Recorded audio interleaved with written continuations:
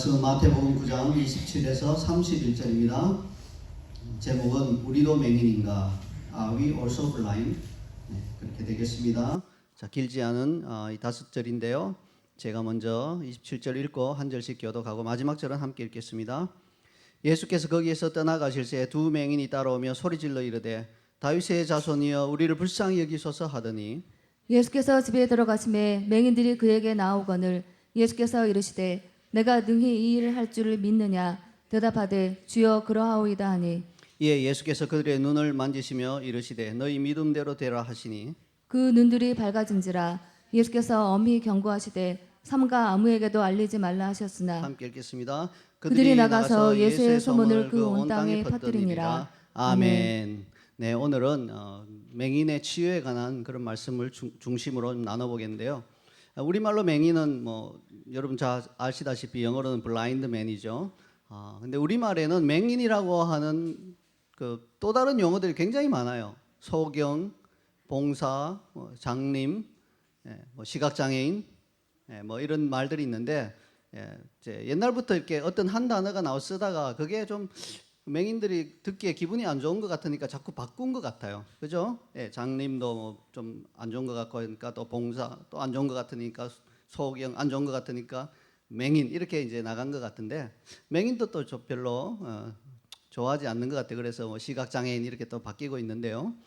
앞을 보지 못하는 사람을 맹인이라고 합니다.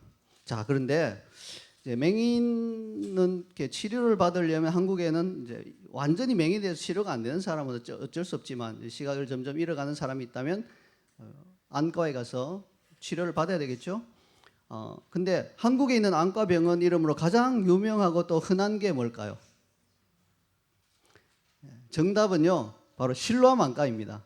우리 친구들이 정답을 굉장히 일찍 띄워주셔서 여러분이 생각하지 못하게 이제 했는데, 그렇죠. 실로암 안과가 전국에 아마 제가 생각에는 적어도 수십 개 혹은 수백 개 있을 거예요. 자, 그 이유는 뭘까요? 복음서 기사와 관련이 있어요. 요한복음에 보면 예수님께서 날 때부터 앞을 보지 못하는 한 맹인의 눈에 진흙을 바르시고 실로암 못에 가서 씻으라 해서 씻고 밝은 눈으로 돌아왔습니다. 그래서 우리 병원이, 우리 안과 병원이 좀 그런 역할을 하는 병원이 되면 좋겠다 하는 아마도 원장님이 크리스찬이겠죠. 그런 마음에서 실로암 안과 그렇게 이름을 붙인 안과들이 전국에 수십 개에서 수백 개 그렇게 되는 것 같습니다. 자, 근데 어떤 신실한 그리스도인 산부인과 의사가 지나가다가 실로암 안과를 이렇게 보고는 야, 이름 너무 좋다. 그 성경에 나오는 그 의미 있는 이름을 붙여서 실로암 안과니까 정말 저기 가면 눈이 밝아지고 깨끗해지고 하는 그런 느낌이 드는구나. 그렇다면 나도 산부인과를 이제 곧 개업해야 되는데 이름을 뭐로 할까? 나도 좀 성경에 있는 어떤 용어들로 붙여서 산부인과를 하면 좋겠다 하는 생각이 들었다고 합니다. 근데 문제가 있어요. 아무리 찾아봐도 산부인과와 관련된 이름은 적당한 이름이 없는 거예요. 왜냐하면 예수님께서 아기를 받아주셨다 이런 기사는 없잖아요. 그러니까 없는 것이죠, 당연히. 그래서 고민을 하다가 이것저것을 이제 성경을 계속 뒤져봤는데 어느 한 곳에 와서는 무릎을 탁 쳤대요. 이거 참 좋겠다. 그게 바로 마가복음 7장에서 귀신 들려서 귀 먹고 말 더듬는 사람을 예수님께서 고치실 때 하신 말씀, 이걸로 지으면 딱 좋겠다 이런 생각이 들었다고 합니다. 그래서 그가 지은 병원 이름은 뭘까요? 에바다 산부인과랍니다. 이게 사실 근데 잘 연결이 안 되죠. 귀신 들려서 말 더듬고 이렇게 못 듣는 이 사람을 보시고 예수님이 탄식하시면서 보신 다음에 에바다 이렇게 하셨는데 그거하고 산부인과 이름하고 무슨 상관이 있어요? 근데 우리말로는 의미가 있죠. 에바다 산부인과니까 이거보다 더 좋은 이름 없겠다 싶어서 그냥 우격다짐으로 그냥 썰렁하긴 하지만 갖다 붙였다 이런 조크가 있습니다. 이건 조크이고요. 오늘 메시지는 마태복음에서 예수님의 공생의 기간 동안에 있었던 두 맹인의 치유에 관한 이야기예요. 자, 예수님께서 맹인을 치유하셨다 하는 그 기사는요, 다양하게 나와요. 모든 복음서에 골고루 나와 있습니다. 요한복음에도 물론 실로암 못 여기에 관한 것에서 나와 있고요. 사복음서 전체에 골고루 기록되어 있습니다. 자, 이것은 맹인의 치유가 예수님의 치유 사역 가운데 굉장히 중요한 비중을 차지하고 있었다는 증거예요. 실제로 예수님의 치유 사역을 설명하는 복음서 기사들을 보면 거의 빠짐없이 맹인이 고침을 받아 앞을 보게 되었다 하는 기적이 등장하고 있습니다. 자, 그런데 예수님의 다양한 치유 사역 중에서 맹인을 고치신 것은 다른 치유 사역과 구별되는 특별한 점이 있습니다. 여러분, 그런 특별한 점이 있어요. 자, 어째서 맹인의 치유가 그렇게 특별한 일일까요? 어째서 맹인의 치유가 손 마른 사람을 고치는 것, 혈루병 여인을 낫게 하는 것, 말 못한 사람을 말하게 해주는 것, 귀신 들린 자를 귀신이 떠나가고 낫게 해주는 것, 혹은 심지어 죽은 사람이 다시 살아나는 것보다 특별하게 더 구별되어야 될 이유가 있을까요? 이 맹인의 치유만은 왜 특별하게 취급되고 있을까요? 거기에 대한 답을 좀 알려드릴게요. 다른 모든 치유 사역은 구약의 선지자들에 의해서 이미 행해진 바가 있는 것이에요. 심지어 죽은 자가 살아나는 것도 엘리야 선지자라든지 이런 선지자들 통해서 이미 다 행해진 바가 있어요. 구약에서 다 행해졌습니다. 그러나 맹인의 눈을 뜨게 한 것, 특별히 날 때부터 앞을 보지 못하는 맹인의 눈을 뜨게 하는 것은 메시아가 오시면 하실 사역으로 따로 규정되어 있었어요.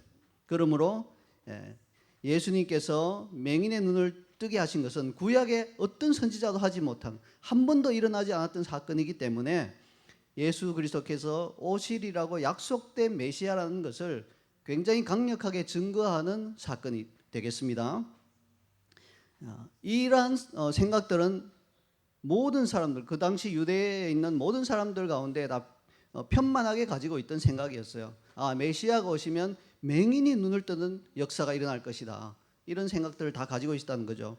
그래서 요한복음을 보면요, 날 때부터 맹인되었던 사람이 예수님께 고침을 받은 이후에 바리새인들에게 끌려갔습니다.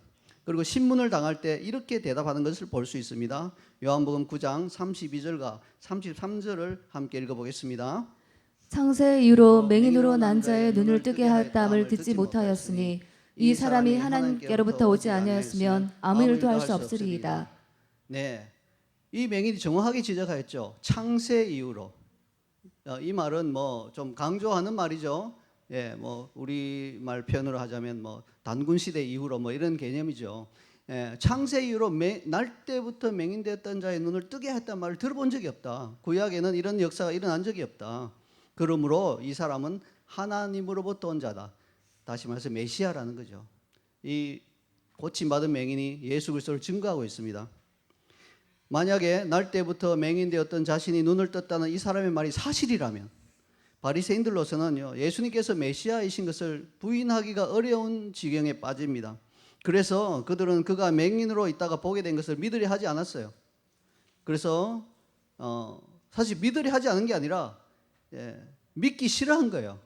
믿으면 이게 또 이분이 메시아냐고 인정해야 되니까 그 눈앞에 뻔히 나오는 사실을 부인한 겁니다. 그리고 아닐 거야, 아니겠지, 아니야? 아닐 거야, 이렇게 생각한 거죠. 그래서 이 사람 말만 들으면 안 된다 해서 부모를 불러다가 그가 정말로 날 때부터 맹인이었는지를 계속해서 캐묻고 있습니다. 뭐 이렇게 분위기상 거죠. 똑바로 말해, 날 때부터 정말 맹인이었어, 이렇게 부모에게 약간 위협하고 협박을 하면서 캐묻고 있는데 부모는 이제 겁이 난 거죠. 그래서 저기 뭐 날 때부터 맹인인 것은 맞는데요, 뭐 어떻게 낳게 됐는지는 아들에게 좀 물어보세요. 우리 아들이 다 컸으니까요 하면서 자꾸 빠지려고 해요. 분위기를 대충 짐작하시겠죠. 그래서 이 바리새인들은 어떻게 해서든지 날 때부터 맹인됐던 사람이 눈을 뜬 기적이 사실이 아니라 사기라는 것을 증명하려고 그렇게 무던히도 애를 썼던 것을 보고 있습니다. 자, 그렇다면 우리는 이 시점에서 이런 질문을 할 수 있을 것입니다. 메시아의 많은 치유 사역 중에서 왜 맹인이 눈을 뜬 사건을 메시아의 징표가 되는 치유 사건으로 규정해 두었나요? 아니, 죽은 자가 살아나는 것이 훨씬 더 위대한 기적이 아닌가요? 이렇게 질문할 수 있겠죠. 굉장히 합당한 질문이에요. 우리가 상식적으로 생각해도 죽은 자가 다시 살아나는 게 훨씬 더 위대한 기적인 것처럼 느껴지잖아요. 이 질문에 답하는 것은 쉽지 않습니다. 그러나 그 이유를 묵상하는 가운데 하나님께서 저에게 주신 그런 깨달음이 있어서 나누고자 합니다. 여러분, 예수님께서 메시아로서 하신 모든 치유 사역은 육신의 치유에 국한된 것이 아니었습니다. 귀신 들리면 혼의 치유에 관한 것이죠. 따라서 메시아의 치유 사역은 전인격적인 것이라 그렇게 말할 수 있습니다. 그리고 거기서 더 나아가서 메시아의 모든 치유 사역 이면에는요 영적 의미가 담겨 있어요. 예컨대 자 예수님께서 다리 저는 자를 고쳐주신 사건의 이면에 있는 영적 의미는 어떨까요? 아담의 타락으로 인해서 인간은 하나님의 곧고 올바른 길을 걸을 수 있는 능력을 잃어버렸습니다. 그리고 하나님께서는 어떤 사람들 가운데 다리 저는 장애를 가지는 걸 그냥 허락하셨어요. 그럼으로써 하나님의 곧은 길을 걸을 수 없는 인간의 상태를 이 육체적인 증상을 통해서 밝히 드러내셨습니다. 그래서 이 다리 저는 사람 그 사람에게 있어서는 굉장히 안타까운 일이고 불행한 일이지만 그렇잖아요. 우리가 뭐 질병이 있고 심각한 병이 있는데 아무 증세가 없으면 그냥 살면서 망하잖아요. 나중에는 더 심각해져서. 그런 것처럼 인류 가운데 너희들은 하나님의 올바른 길을 걷지 못한다 하는 것을 눈으로 직접 볼 수 있도록 하나님께서는 다리가 고장이 나서 저는 사람이 생겨나는 걸 허락해 주셨다는 거죠. 그냥 허용해 주셨다는 거죠. 그래서 그런 사람들을 보면서 깨달으라고 하나의 증상으로 주신 것이에요. 자, 그래서 예수님께서 다리 저는 자를 고치신 사건의 이면에는요 메시아신 예수님이 죄로 인해 어긋난 길로 가게 된 인간을 다시 회복시키셔서 하나님의 올곧은 길로 갈 수 있도록 해주시겠다는 소망의 메시지가 담겨 있는 것이에요. 하나 더 예를 들어 보겠습니다. 예수님은 말 못하는 사람을 고쳐주셨습니다. 자, 대표적인 것이 하늘을 우러러 탄식하시면서 말 못하는 사람에게 에바다라고 하시면서 고쳐주신 사건입니다. 이 사건에 있는 영적 의미는 다음과 같죠. 뭡니까? 자, 부패한 본성을 가진 인간은요 언제나 진리에 기반한 말을 해야 되는데 그렇게 하지 못한다는 거예요. 아예 진리의 말은 입에서 나오지 않는다는 거예요. 그냥 늘 하는 말이 자기 자랑, 뭐 그냥 세상의 그런 일들, 세상의 것들, 그 비진리에 속한 거짓말 이런 것들만 하며 사니까요. 이게 이제 말 못하는 자라는 것을 통해서 하나님께서 보아라, 진리에 속한 말을 이렇게 너희들은 하지 못한다 하는 것을 보여주시는 것이란 거예요. 자, 일부 사람들은요 말을 좀 잘 하긴 하되 이렇게 더듬더듬 할 수밖에 없는 이런 사람들도 또 두신 거예요. 온전한 진리의 말을 하지 못하고 거짓과 진리를 섞어서 말하는 우리 인간을 보여주시는 거죠. 인간의 상태를 보여주시는 겁니다. 예수님께서 말 못하거나 말 더듬는 자를 고치신 사건의 이면에는 그러므로 메시아신 예수님이 타락으로 인해 진리에 입각한 말을 못하거나 부분적으로만 할 수 있는 우리 인간을 회복시키셔서 하나님의 진리의 기초를 둔 말만을 하는 존재로 바꾸어 주시겠다는 소망의 메시지가 담겨 있는 것입니다. 그러므로 예수님께서 말 못한 사람을 눈앞에 두고 하고 탄식하신 것은 이 사람의 처지가 너무 딱해서 아유 어쩌다 그렇게 되셨어요 하는 이런 인간적인 딱함이 아니라 이 사람으로 대표되는 정말 진리를 말할 수 없는 그 인간의 곤고한 상태, 마귀에게 속아서 늘 입만 열면 거짓을 말하는 그 상태를 보시고 어찌 이렇게 되었을까 하고 탄식하신 것입니다. 이것은 죽어서 무덤에 들어간 나사로를 보시고 그 무덤 앞에서 슬퍼하며 우신 것과 똑같죠. 내 친구인 나사로가 죽었어. 어떻게 하다 그렇게 젊은 시절에 죽었을까? 이런 인간적인 연민이 아니라 죄로 인해서 죽을 수밖에 없는 그 인간의 한계를 보시고 슬퍼하며 우신 것입니다. 이런 원리는 거의 모든 질병에 적용이 됩니다. 중풍병자를 생각해 보십시다. 마음은 있는데 몸이 안 움직이는 게 중풍병자잖아요. 누워서 마음은 천리길을 다 걸어다니는데 몸은 꼼짝도 못합니다. 방 안에 있는 물그릇 하나 가지러 못 가요. 누워 꼼짝 못하고 누워서. 이게 인간의 상태입니다. 하나님의 뜻을 알고도 전혀 행할 수 없는 그런 사람의 상태를 중풍병자라는 걸 통해서 보여주고 계세요. 이런 중풍병자가 나았다는 말은 무슨 말입니까? 이제는 인간이 하나님의 뜻을 알면 그 뜻을 행할 수 있는 존재로 바뀌게 될 것이다 라는 것을 보여주는 소망의 메시지인 것이죠. 귀신 들린 자는 어떻습니까? 성령이 아닌 성령으로 지배를 받아야 되는데 성령이 아닌 악령에 의해 지배받고 있는 우리 인간을 다 보여주고 있어요. 그래서 심하게 귀신 들리면 우리는 뭐 악령 저거 섬뜩하다 저 악령이 들렸어 막 저런구나 그만 알지만 정도의 차이만 있지 악령의 영향을 받아서 행동하고 말하는 우리가 사람들이 뭐 부지기수잖아요. 그런 걸 보면서 이 악한 영이 떠나가고 정신이 온전해진다는 것은 악한 영의 지배를 받고 영향을 받아 살던 그 사람이 회복되어서 성령의 지배를 받고 성령의 충만함으로 살 수 있는 존재로 바뀌어질 수 있다 하는 것을 보여주시는 그런 사인인 것입니다. 죽음은 뭐 마찬가지 말할 것 없죠. 죽은 자가 살아난다는 것은 영적으로 죽은 자들이 다시 살아나서 새 생명을 얻는다는 것을 보여주는 메시아됨의 징조인 것입니다. 자, 그렇다면 왜 많은 질병과 장애 중에서도 맹인됨을 메시아적 사역의 지표로 삼으셨을까요? 절름발이도 아니고 손 마른 자도 아니고 혈루병자도 아니고 죽은 자가 살아나는 것도 아니고 왜 하필 맹인됨을 메시아의 지표로 삼았을까요? 왜냐하면 맹인됨이야말로 빛이신 하나님을 떠나서 타락하여 어둠 속에 거하는 인간의 상태에 대한 가장 뚜렷한 육체적 증상이기 때문입니다. 그래서 가장 신령한 복음서라고 하는 요한복음은요, 그 시작 자체가 예수님 안에 빛이 있다, 그 말씀으로 시작하고 있습니다. 빛 자체이신 메시아가 오시면 맹인이 눈을 뜨는 것은 당연한 일이다, 그렇게 연결되고 있죠. 그래서 인간은 마침내 죄의 어둠에서 벗어나서 하나님의 빛의 나라로, 그 아들의 빛의 나라로 옮겨져서 빛의 자녀로 빛 가운데 행하며 살아갈 수 있다는 것을 가장 명확하게 보여줄 수 있는 기적이 바로 맹인이 눈을 뜨는 기적이기 때문에 바로 그것을 메시아적 사역의 지표로 삼으신 것이에요.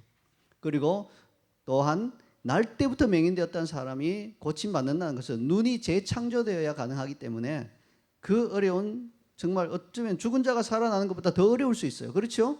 죽은 자는 숨이 끊어져서 그렇게 영만 이렇게 다시 휙 돌아오면 살아나는 거예요. 사실은 하나님 입장에서는 죽은 자가 살아나는 게 더 쉬워요. 없는 눈이, 애초부터 아예 없었던 눈이 재창조되는 게 더 어려운 거예요. 그러므로 맹인이 눈을 뜨는 사건을 메시아의 지표로 삼은 데는 충분한 우리가 이해가 된다는 것입니다.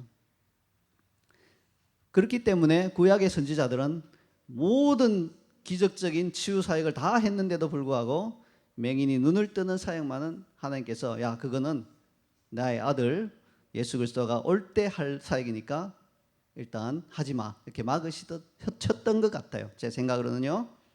예수님께서도요, 눈의 중요성을 다음과 같이 말씀하셨습니다. 마태복음 6장 22절과 23절입니다. 함께 읽겠습니다. 눈은 몸의 등불이니 그러므로 내 눈이 성하면 온 몸이 밝을 것이요 눈이 나쁘면 온 몸이 어두울 것이니 그러므로 내게 있는 빛이 어두우면 그 어둠이 얼마나 더하겠느냐. 자, 이 구절에서 가만히 보시면 예수님께서 내게 있는 빛 이렇게 표현하셨죠. 우리 안에 무슨 빛이 있어요? 이게 만약에 육체의 눈에 관한 말씀이라면 우리 눈에서 무슨 빛이 나가지 않잖아요. 우리 안에 있는 빛이 막 우리 눈을 통해서 나가고 이런 일은 없잖아요.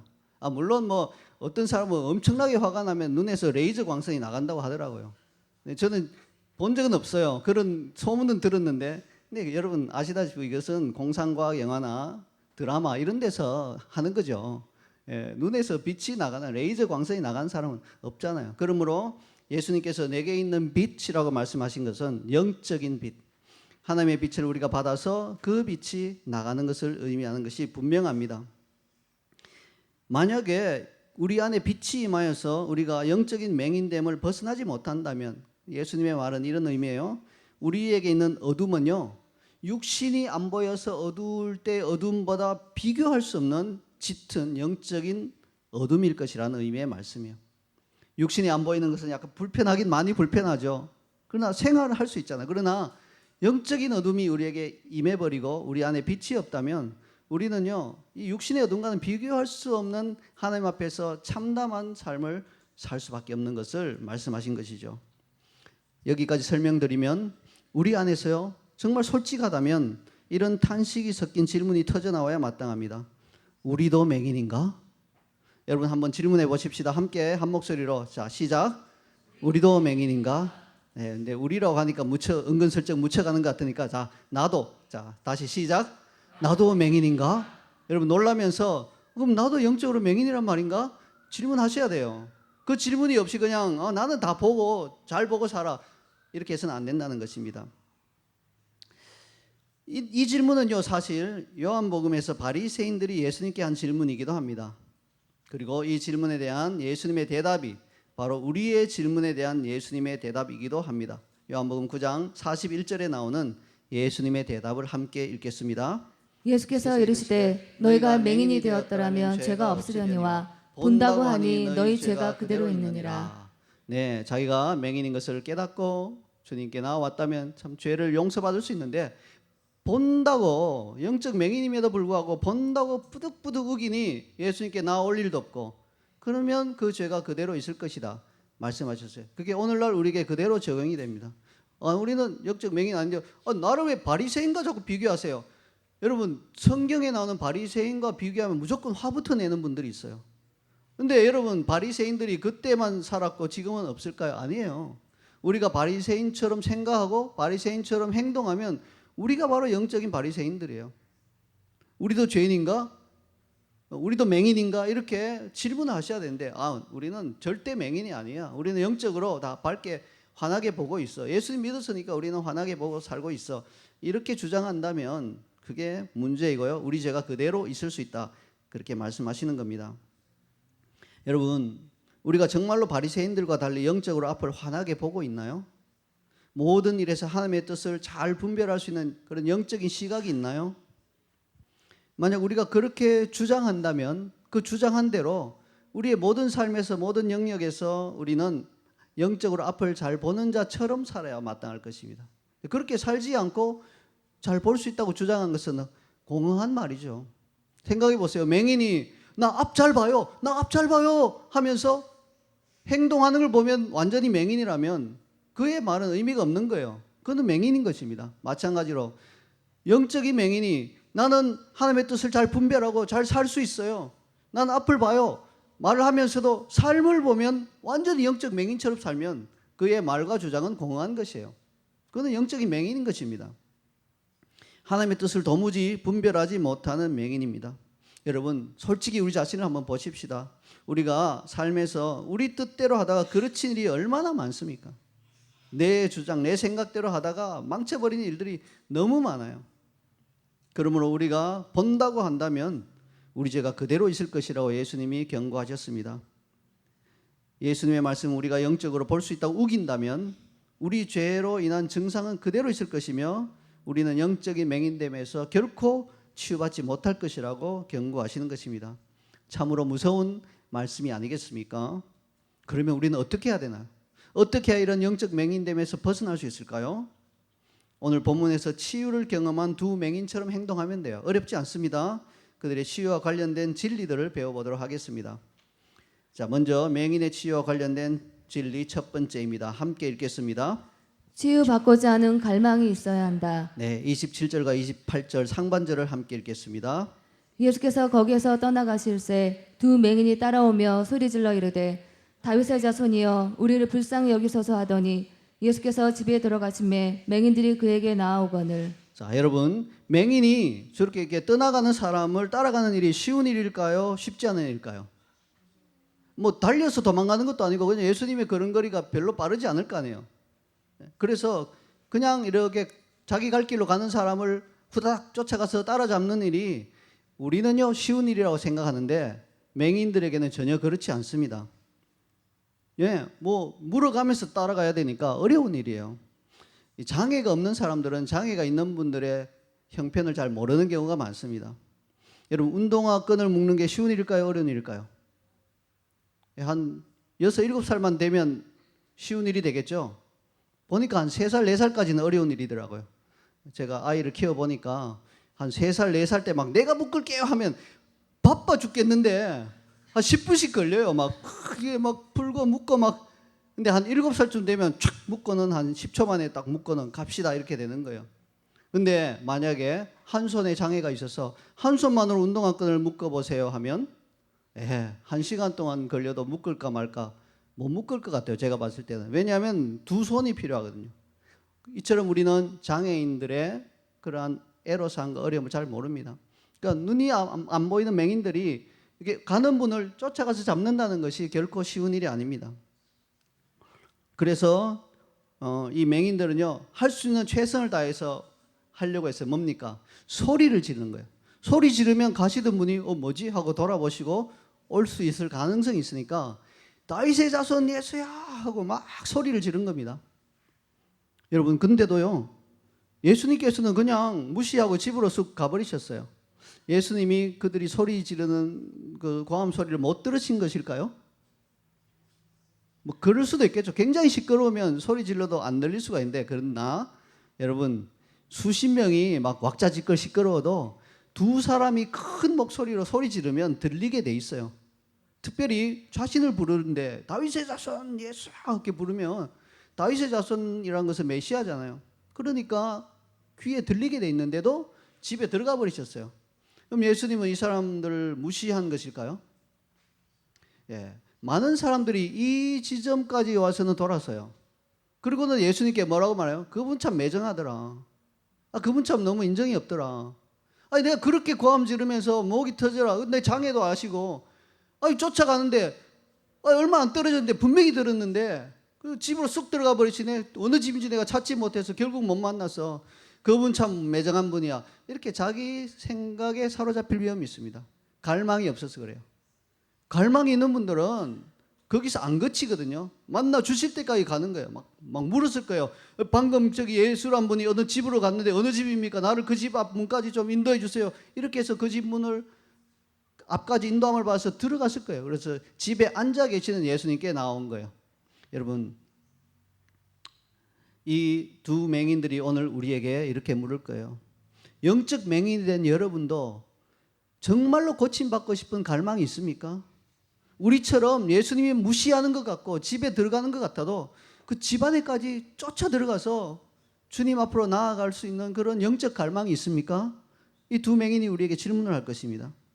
여러분, 이 맹인들의 질문에 우리는 어떻게 대답할까요? 많은 분들이 안타깝게도 나는 조금 가보다가 조금 노력해보다가 안 될 것 같으니까 그냥 돌아서서 지금은 그냥 섭섭한 감정만 품고 있습니다. 이렇게 말할 수 있을 거예요. 그러나 끝까지 쫓아가면 반드시 해결책을 주시고요, 치유를 주신다는 것입니다. 근데 이제 이게 안 되는 이유가 사실은 그 첫 단계 뭡니까? 자신이 맹인됨조차도 알지 못하니까 갈망이 안 일어나는 거예요. 여러분, 실제로 육신이 앞에 안 보이는 것은요, 맹인은 다 알고 있어요. 나는 앞이 안 보이는구나. 당연히 알아요. 근데 영적 맹인됨은 이게 육신이 보이기 때문에 속아서 나는 영적으로도 눈이 밝다 이렇게 생각하고 그냥 살아가는 거예요. 근데도 실제 삶에서는 뭐 판판이 걸려 넘어지죠. 영적인 면에서, 가족 관계에서, 뭐 사업에서, 인간관계에서, 뭐 모든 면에서 그냥 판판이 걸려 죄 가운데 계속 넘어지면서도 나는 영적으로 앞을 잘 보고 살고 있어. 지금 이건 실수야. 잘못한. 이렇게 생각하면서 사니까 만신창이가 되어도 내가 영적으로 맹인되었다는 사실을 알지 못합니다. 인정하지 않아요. 그러니까 갈망이 없는 것입니다. 자, 그러면 이거 어떻게 해야 되나요? 우리가 어떻게 해야 되죠? 그냥 좀 열심히 내가 노력하면서 살면 영적인 어두움이 떠나갈까요? 그래서 내가 영적으로 바르게 살 수 있을까요? 그렇게 될 수 있다면 얼마나 좋겠습니까마는, 비유하자면 이것은 맹인이 바늘귀에 실을 꿰려는 것과 같아요. 자, 이 맹인이 바늘귀에 실을 꿰려고 합니다. 잘 될까요? 제가 보기에는 한 몇십만 번 트라이하면 한번 될까 말까. 사실 불가능한 일이죠. 안 됩니다. 도저히 이게 안 깨어져요. 딱 정확하게 밝은 눈으로 보고 깨어야 깨어지는 게 바늘귀에 실을 꿰는 거잖아요. 정말 기적이 아니면 그는 성공하지 못할 것입니다. 똑같아요. 영적인 맹인은 우리가 하나님께서 기뻐하시는 그 일을 제대로 하면서 분별하면서 이 땅을 살아갈 수 있을 가능성이 바로 영적인 맹인이 바늘귀에 실을 깰 수 있는 확률과 똑같아요. 불가능한 일입니다. 그 일이 가능하려면 우리가 갈망을 가지고 예수님께 나아가서 그분의 빛을 우리 내면에 받아서 영적 맹인됨이 먼저 고쳐져야 됩니다. 그래야만 우리는 빛의 자녀로 살아갈 수 있습니다. 그러니 우리가 영적 맹인됨을 치유받고 싶다는 갈망을 가지고 주님께 나아가도록 하십시다. 먼저 내가 영적 맹인됨을 인정해야 됩니다. 그리고 그렇게 될 때 갈망이 올 겁니다. 그럼 갈망을 가지고 주님 앞에 나아가야 한다는 것입니다. 다음으로 맹인의 치유와 관련된 진리 두 번째입니다. 함께 읽겠습니다. 치유받을 수 있다는 믿음이 있어야 한다. 28절 하반절로부터 30절 상반절까지 함께 읽겠습니다. 예수께서 이르시되 내가 능히 이 일 할 줄을 믿느냐 대답하되 주여 그러하오이다 하니 이에 예수께서 그들의 눈을 만지시며 이르시되 너희 믿음대로 되라 하시니 그 눈들이 밝아진지라. 자, 이 두 사람의 맹인들은 예수님을 부를 때 다윗의 자손이여 이렇게 불렀습니다. 다윗의 자손은 앞서 말씀드린 것처럼 약속된 메시아를 가리킵니다. 다른 누구도 아닌 오실 그 메시아를 가리키는 정확한 용어예요. 그러므로 그들에게는 예수님이 약속된 메시아라고 하는 믿음이 있었습니다. 그리고 집안에서 그들이 예수님께 나오자 예수님은 그들에게 내가 능히 이 일을 할 줄을 믿느냐라고 물으셨습니다. 앞서 설명드린 그런 내용을 상기해 본다면 맹인이 눈을 뜰 것을 믿는다는 것은 곧 예수님께서 메시아이신 것을 믿는다는 말과 같은 것이죠. 오직 메시아만이 맹인의 눈을 뜨게 할 수 있으니까 믿습니다라는 말은 당신이 메시아입니다라는 것을 인정하는 말입니다. 그래서 예수님은 그들의 믿음을 보시고 너희 믿음대로 되라 하시니 그 눈들이 밝아졌습니다. 이것이 바로 오늘 우리에게 필요한 믿음입니다. 물론 우리는 예수님이 메시아인 것 알고 있죠. 그 정도의 믿음은 우리 갖고 있어요. 그러나 거기서 더 나아가서 그분이 우리의 영적 맹인됨을 고쳐주실 수 있는 분이라는 것을 여러분 믿고 있나요? 그 믿음을 여러분 갖고 있냐고 물으시는 것입니다. 그래서 우리가 그 갈망을 가지고 부르짖을 때 메시아이신 예수님 나의 영적 맹인됨도 좀 낫게 해주세요라고 부르짖을 때 정말로 고쳐주실 수 있는지를 그것을 믿고 있느냐는 것을 오늘 질문하고 있는 것입니다. 만약 우리가 그 믿음이 있다면 예수님은 우리의 믿음을 따라 치유의 역사를 일으켜 주실 것입니다.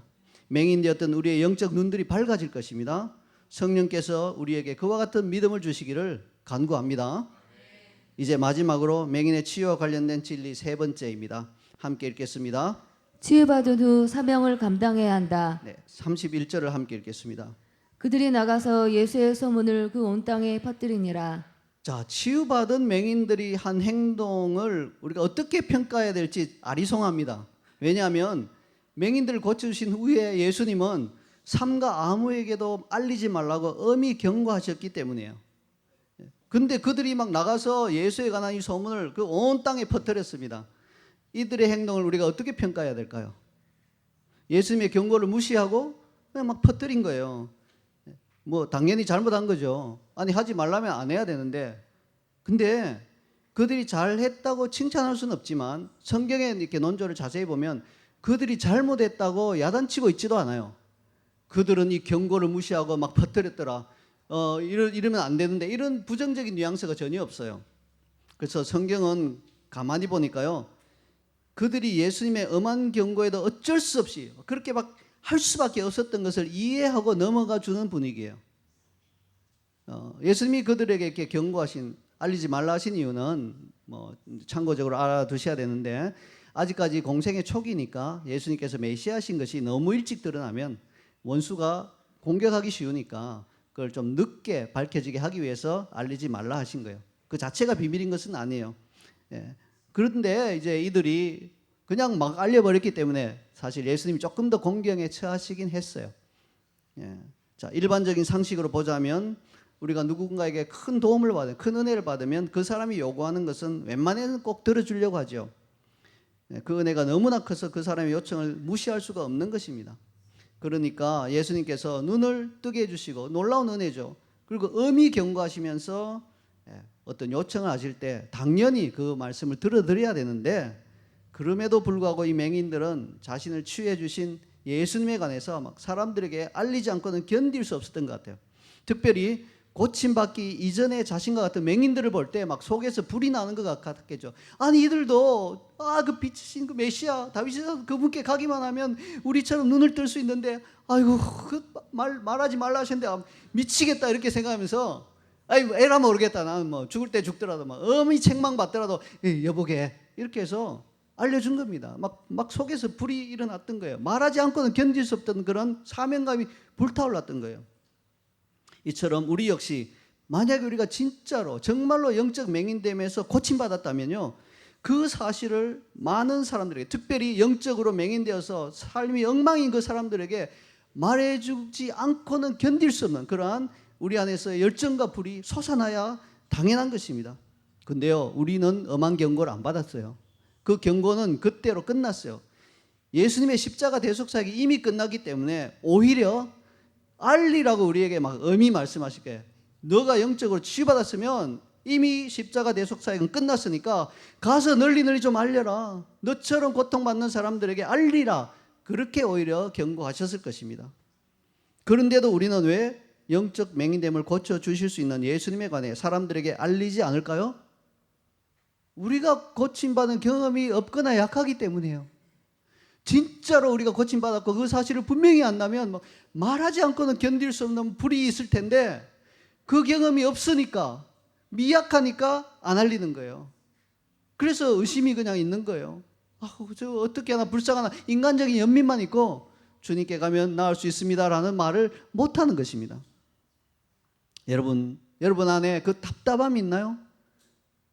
저분도 주님께로 가기만 하면 나음을 입을 텐데, 나처럼 나음을 받을 수 있을 텐데 하는 답답함이 있나요? 내가 어떻게 지혜롭게 저분에게 잘 말씀드려서 저분이 실족하지 않고 주님께 가게 할 수 있을까? 이런 고민과 답답함이 있나요? 여러분, 예수님께서요, 좀 말을 좀 하라, 행동으로 좀 보여라. 말도 중요하지만 행동으로 보이는 게 더 나을 수 있다. 그걸 말씀하고 계세요. 마태복음 5장 16절에서 예수님께 그 말씀을 하셨어요. 예, 오늘 본문의 맹인들에게는 알리지 말라 엄히 경고하셨지만 마태복음 5장 16절에서는요, 치유함을 받은 맹인인 우리들에게 이렇게 말씀하시면서 전하라고 말씀하시는 거예요. 우리 치유받은 자들 향한 예수님의 엄한 권면의 말씀을 함께 읽겠습니다. 이같이 너희 빛이 사람 앞에 비치게 하여 그들로 너희 착한 행실을 보고 하늘에 계신 너희 아버지께 영광을 돌리게 하라. 네, 이것이 바로 오늘날 우리를 향한 치유함을 받았다면 이렇게 하라고, 너희 빛이 비치게 하라고 예수님께서 엄히 명령하고 계신 것입니다. 이제 말씀의 결론을 맺겠습니다. 여러분은 자신이 영적인 맹인인 사실을 알고 있나요? 만약 내가 영적 맹인이 아니라고 계속 부득부득 주장한다면 밝은 눈을 가진 자처럼 살아야 마땅한데, 그렇지 않다면 여러분이 영적 맹인 것을 핑계할 수 없어요. 우리 모두는 정도의 차이만 있지만 다 영적 맹인입니다. 여러분은 여러분의 빛이 사람 앞에 비치게 하여서 그들로 여러분의 착한 행실을 보고 하늘에 계신 우리 아버지께 영광을 돌리게 하는 그 삶을 충실히 잘 살아내고 있나요? 그렇지 않다면 우리는 핑계할 수 없이 영적인 맹인들입니다. 그러므로 이 시간 우리는 겸손하게 우리 자신이 영적인 맹인인 것을 인정하고 고침을 받고자 하는 그런 갈망을 주시도록 성령님께 요청하도록 하십시다. 그러면 성령님께서 우리를 친히 예수님 앞으로 데려가실 것입니다. 분명 사람들이 그들의 손을 붙들고 집안에 있는 예수님께로 누군가가 데려갔을 것처럼 성령님이 우리 손을 붙들고 우리의 맹인됨을 치유해 주실 수 있는 예수님 앞으로 데려가실 것입니다. 그리고 어찌할 수 없는 우리의 영적 맹인됨을 오직 주 예수님만이 고치실 수 있다는 믿음으로 그분께 소리내어 부르짖도록 하십시다. 하나님의 아들 주 예수 그리스도시여, 맹인인 나를 불쌍히 여기소서. 이렇게 우리가 전심으로 부르짖을 때 주님은 우리의 영적 맹인됨을 고쳐주실 것입니다. 너희 믿음대로 되리라 하실 것입니다. 그때 비로소 우리는 학교와 가정과 직장과 이웃과 교회에서 우리가 그렇게 원했던 빛의 자녀로 살아가면서 우리의 빛이 사람 앞에 비치게 하여 우리의 착한 행실을 보고 그들이 하늘에 계신 우리 아버지께 영광을 돌리게 할 수 있을 것입니다. 저는 우리 자이언CC의 모든 성도들이 영적 맹인됨에서 치유받기를 간절히 소원합니다. 아멘. 우리가 오늘 이 말씀을 이렇게 적어 놓았는데요, 함께 한번 읽으신 다음에 이 말씀을 붙들고 들은 메시지를 믿음으로 화합하여서 우리 속 사람 안에 깊이 내려갈 수 있도록 기도함으로, 결단의 기도함으로 나가도록 하겠습니다.